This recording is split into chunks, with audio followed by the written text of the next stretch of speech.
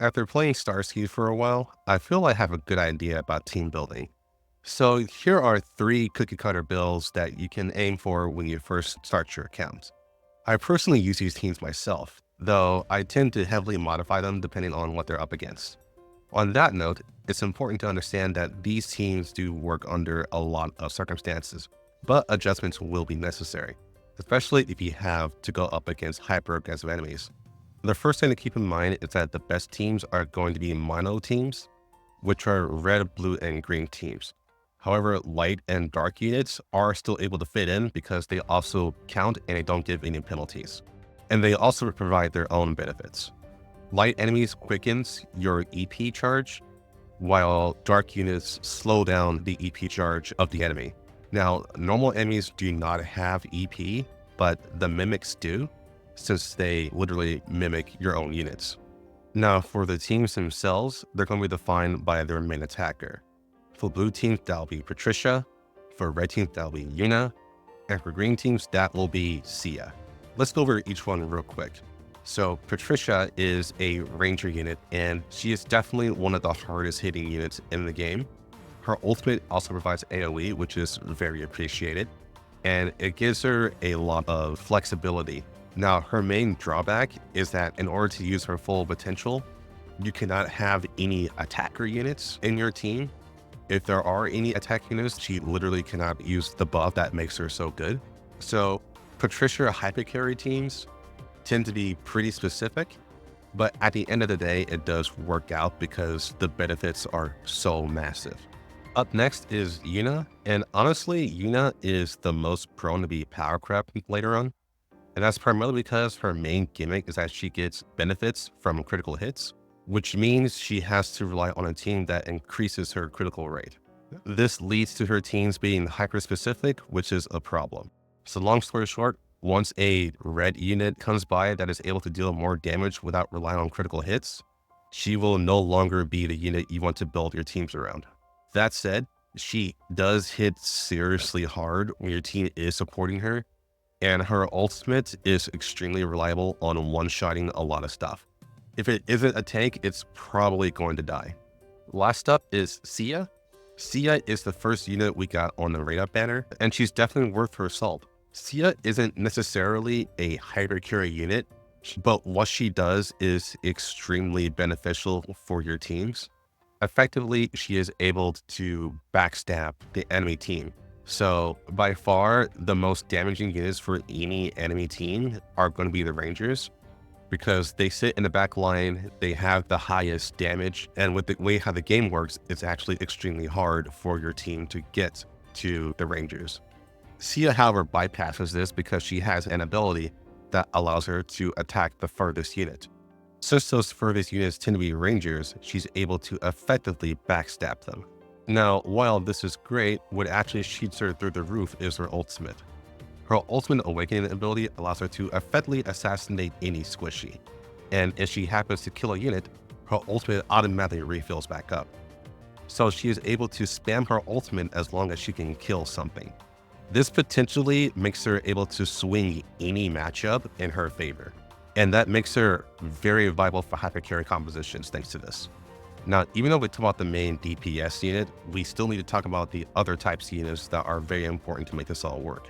So first, let's start with support units. There is a best support unit for each mono team, but there is one support unit that is the best, period, and that's Reiho. Reiho is a light support unit, so just her being light in general is very significant since she provides a charge speed buff for your ultimate gauge just by standing there. But what makes her incredibly good is her ultimate. Her ultimate is able to give invincibility for at least 1.5 seconds. Now, 1.5 seconds may seem small, but it does make a world of difference, especially if you time it correctly manually. That said, Reiho is a light unit, and light and dark units are extremely hard to get. They're basically this game's version of Pilgrims. So even though she will be the most preferred support unit for any mono team, I'm going to make alternative suggestions along with her. For blue teams, the best overall general one is Alina. She's just a really strong healer, and her ultimates can be switched from either being a really strong heal to a really strong damage buff. But for Patricia compositions, the best support you want to get is Helona. And the reason why Helona is so good is because she busts backline teams. Her healing in and of itself is not very good, so she's often paired with another support in order to maintain the healing checks. But with Patricia being so strong, it's very hard to pass up Helona just to make her stronger. For red teams, Helen is just a really strong healer, but that's all she really is. She does give some decent buffs for attack, but really the reason why he used Helen is because she has very strong burst healing. Now, I do want to give a mention to Eurizia. Eurizia does have a very good ultimate. Her ultimate does provide a small heal, but the big thing is that she is able to lower the damage for about 3 seconds. And she is also able to provide units with a HP drain, which allows them to heal passively while they attack, which also enables attack speed teams. However, as enemies become more difficult to fight, Yuri comps end up falling to the wayside because they are unable to deal enough damage in order to maintain the ability to keep themselves alive. It's also much harder to position your units because the only ones who are able to get the HP drain are the ones who are on the same row as Yuri. So Helen is often the much safer and also the much more stable pick. Last up on this list are the green teams, and the best green support is Shale. Shale only has okay healing. The reason why you actually pick her is because she's able to disable enemies for a pretty long time. So as long as she's not up against bosses, she's able to lower the amount of damage that you're taking and could even potentially disable some very key enemies that would be wrecking your team otherwise. That said, out of everyone on the support list, I do find Shale to be the weakest support, but she will definitely work for you on a green mono team. Now, the last piece to this puzzle are tanks. Tanks are extremely important for Starseed. If you don't have a tank, you're likely in for a bad time once you get to the later levels. So for blue teams, Edis is easily the best tank. In fact, she is the best tank in the game right now for us. And this is purely because she does her job extremely well. There's no real gimmick that she has. She just throws on a lot of shields and she does a lot of attack damage downs. So she just helps you keep your team alive for much longer, and she does it better than any other tank. Now, the main problem with Edis is actually Patricia. Since Patricia requires you not use any attackers, it often only leaves Edis as the only melee unit. So everything focuses down on the melee unit first. This makes Edis have a really hard time living long enough to use her ultimate. And you'll soon learn that the best way to win a fight is to get your ultimate off as quickly as possible. So Patricia comps tend to have an extra support. So as I already mentioned, Daria is a very good secondary tank because her buffs allows her to spread the damage she takes to other units of the party. This makes the frontliners live that much longer and allows them to get the ultimates off. And as a benefit, Daria's Blossom ultimate also allows her to reflect damage back to enemies. So she is very good to have on the team if you need an extra bit of cushion. Now for red teams, we have Ambrosia as our best red tank, and that's only by default because there's literally no other tank for red teams. That said, she is pretty good at her job, and she more or less plays as a warrior / barbarian. She's just very hard to kill, and she's able to deal a good chunk of damage as a tank. Her ultimate does provide shields, which is pretty nice. For green teams, it's easily Melissa. Melissa just has the best overall skill set in order to sustain herself. What's also beneficial for Melissa is that her ultimates are some of the best support in the game because they're able to blind enemies or they're able to divert attacks to a clone so that no one is taking damage. What's also nice is that Melissa can also heal your team, which is pretty unique for tanks in this game. Now, with all that preambling out of the way, we can get into the actual teams. I will show these teams on screen, that way you can also see how their standard formations are. The formations you will want to change depending on who you're fighting and if they're giving you a hard time. Now for blue teams, it is the Patricia hypercarry composition.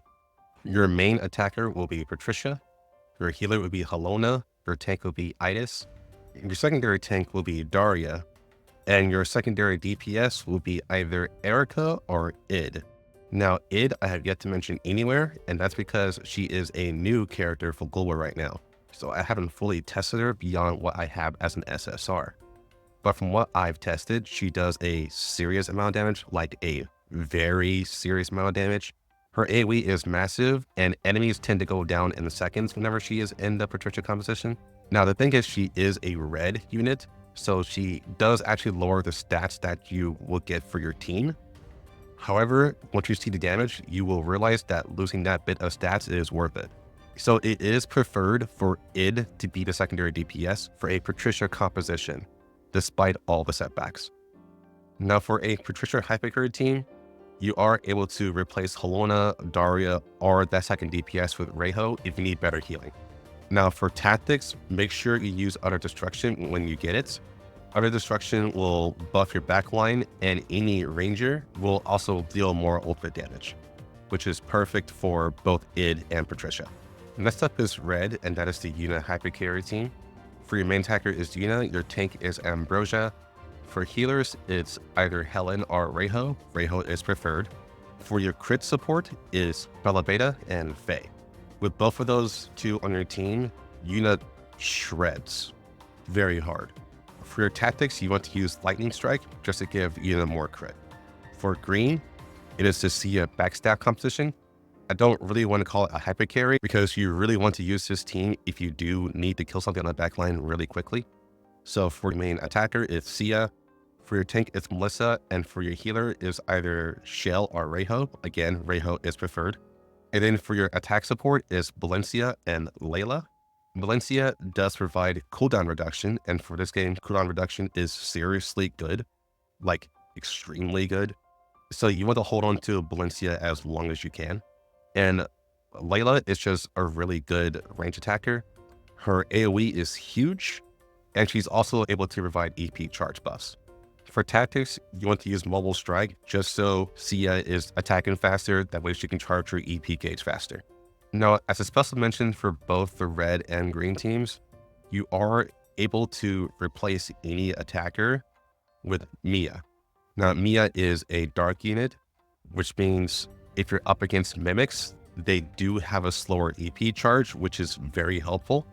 But the main thing is that Mia's ultimate is extremely good at disrupting the enemy team and stalling the fight. You'd be surprised at how good stalling is in this game because it does give you time to increase your ult gauge. Because like I said, the best way to win a fight is to get your ultimate off. So that's it for cookie cutter teams. To round off this video, I do want to leave some tips. Tip number 1, wishlist everyone I just mentioned and get them to ultra rarity as soon as possible. The reason why is because the higher the rarity, the more gear slots that they have. Gear is very important in this game. It gives you a lot of benefits. Second tip, make sure you use the academy and give everyone a badge. Don't think too hard about badges. DPS gets attack, tank gets defense and HP, and support gets HP unless their ability scales off a stat. Then focus on that stat instead. Third tip, make sure you do the core analysis mode. This is just large repeating fights of higher difficulty every time you win, and these just buff your teams. If you have an advantage, you'll deal more damage to that. And if you have a disadvantage, you'll take less damage. So it's very beneficial to do the core analysis mode. Tip number 4, make sure you are flexible with your team compositions. There will be times in the future where you'll be constantly dying. And at that point, you will need to experiment with your team, either with position or changing tactics or using a different commander buff.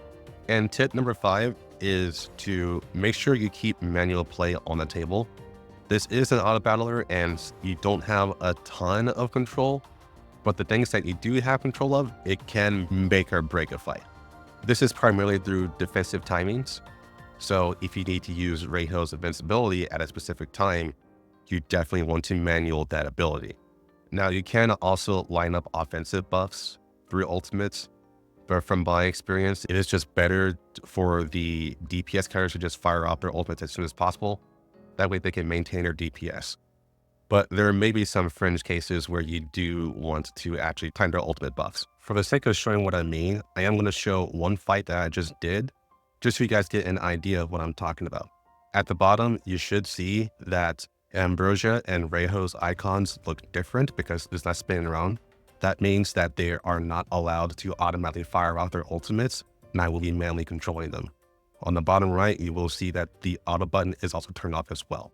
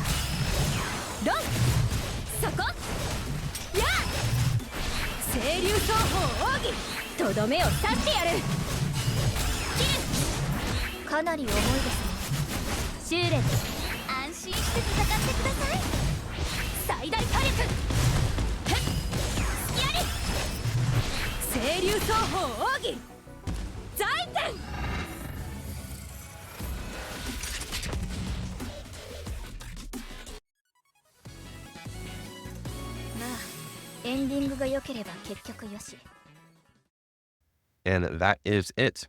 If you have any questions, you can ask me here or on Discord. I'll answer to the best of my ability.